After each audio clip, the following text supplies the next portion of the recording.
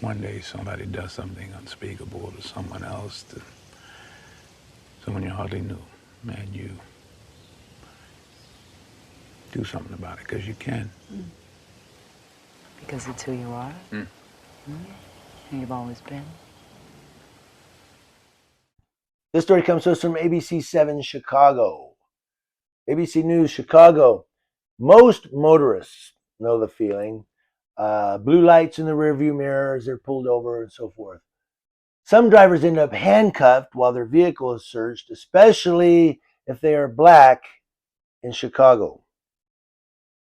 It's what an analysis shows. According to the analysis of traffic stops by the ABC 7i team. They say there's more behind the stats. The Chicago Police Department may have made a search switch, replacing controversial pedestrian pat-downs with new and sometimes aggressive vehicle searches. They used to do, and they did that here, they used to call it a ped check. And it stops somebody walking down the street and say, come here, come here. You got anything in your pockets you need me to know about? And usually they target somebody that's homeless or looks homeless, somebody that may not know their rights, somebody that's kind of scared of the police because can't afford to go to jail, those things. And the person may or may not be on probation or parole. They call them pedestrian check. Well, Chicago has replaced those with the now, hey, we're going to search your vehicle. You're a driver. We have the right. Civil rights advocates and researchers are sounding alarms over the use of traffic stops, arguing they are being used as a method of racial profiling, the very problem that police were tasked with fixing years ago. And I'm not trying to attack the San Bernardino Police Department. This is nothing against you as a department. But the majority of people I see getting their cars searched in San Bernardino are Hispanic or black.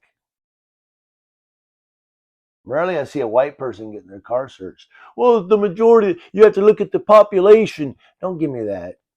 Don't give me that population crap. This switch to traffic stops as a means for combating violent crimes dates to 2016.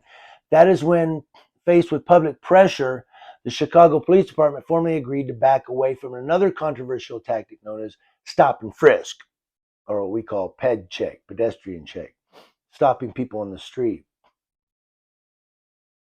Now, civil rights advocates argued that stop and frisk tactic disproportionately targeted people of color, and the ACLU released an in-depth analysis of its use in Chicago, which led to a formal and historical agreement by the Chicago Police Department. Okay, we'll stop doing that. They start doing it in vehicle searches now. But while Chicago police officials agreed to limit stop and frisk, the I-team found the department may have simply replaced one old problem with a new one. Traffic stops and searches are increasingly costing city taxpayers and still disproportionately targeting black drivers. And it goes down from there.